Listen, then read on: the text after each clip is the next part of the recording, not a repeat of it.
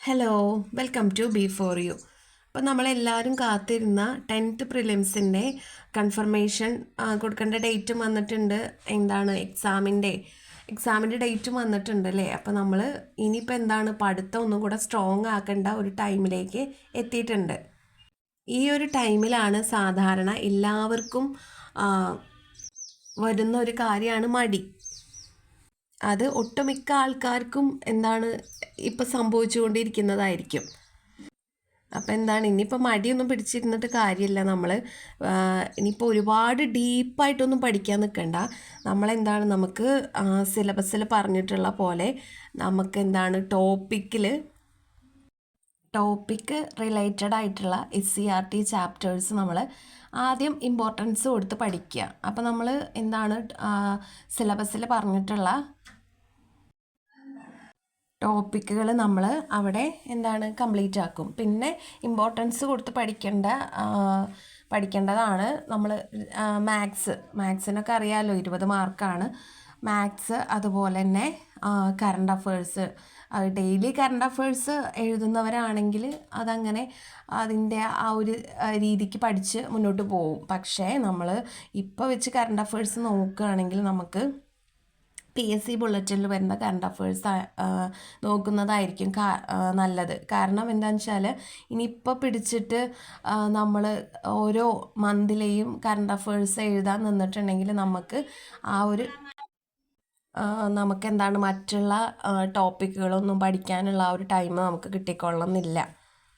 ഞാൻ മുമ്പ് ഒരു വീഡിയോയിൽ പറഞ്ഞിട്ടുള്ളതാണ്, ആനുകാലികം എന്ന് പറഞ്ഞിട്ടുള്ള ടെലഗ്രാം ചാനലിലാണ്.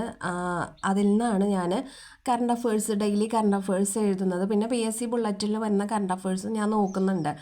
അപ്പോൾ എനിക്ക് കുറച്ച് പെൻഡിങ് ഉണ്ടായിരുന്നു എഴുതാനുള്ളത്. അപ്പോൾ കറണ്ട് അഫേഴ്സ് എഴുതിയിട്ട് എനിക്ക് കുറച്ച് പഠിക്കാനുണ്ടായിരുന്നു. അതായത് മാർച്ച് മാസത്തിലെ കറണ്ട് അഫേഴ്സ് ഞാൻ പെൻഡിങ് ആക്കി വെച്ചിട്ടുണ്ടായിരുന്നു. മാർച്ച് മാസമല്ല, ജനുവരി ഫെബ്രുവരി ഒക്കെ പെൻഡിങ് ആണ്. പക്ഷേ ഞാൻ ഇപ്പോൾ പഠിക്കുന്നത് മാർച്ച് മാസത്തിലെ കറണ്ട് അഫേഴ്സാണ്.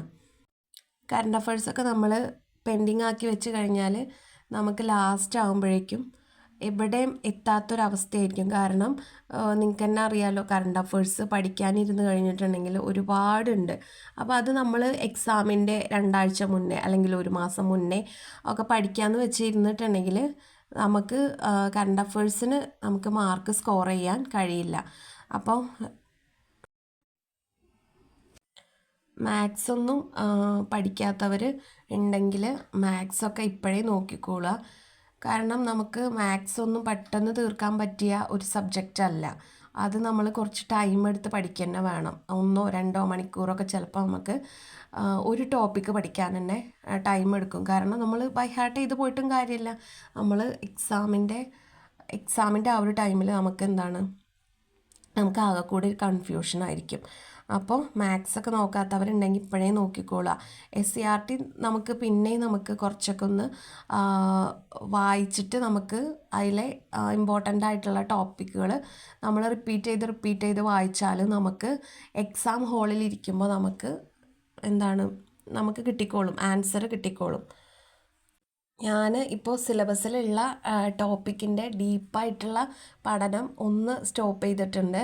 കാരണം അതും നമ്മൾ SCERTയും കൂടെ എനിക്ക് ഒരുമിച്ച് കൊണ്ടുപോകാൻ പറ്റില്ല. അപ്പോൾ അതുകൊണ്ട് ഞാൻ ഡീപ്പായിട്ടുള്ള പഠനം ഒന്ന് സ്റ്റോപ്പ് ചെയ്തു. ഇപ്പോൾ ഞാൻ 10th പ്രിലിംസിന് ആവശ്യമുള്ള SCERT ചാപ്റ്റേഴ്സിനാണ് കേട്ടോ കൂടുതൽ ഇമ്പോർട്ടൻസ് കൊടുക്കുന്നത്. ഇപ്പം നമ്മുടെ ലക്ഷ്യം എന്ന് പറയുന്നത് എന്താണ്? എങ്ങനെയെങ്കിലും 10th പ്രിലിംസ് ഒന്ന് പാസ്സാവുക അല്ലേ. എൻ്റെ അവസ്ഥ എന്ന് പറയുമ്പോൾ എക്സാം അടുപ്പിച്ചിട്ട് എനിക്ക് ഓവർ ടെൻഷൻ കാരണം ഞാൻ പഠിച്ചതൊക്കെ മറന്നു പോകുന്ന ഒരവസ്ഥയിലേക്ക് എത്തും കേട്ടോ. എല്ലാ പ്രാവശ്യവും അങ്ങനെ തന്നെയാണ്. ഇപ്രാവശ്യം എന്താണെന്ന് എനിക്കറിയില്ല. ഞാൻ മുന്നേ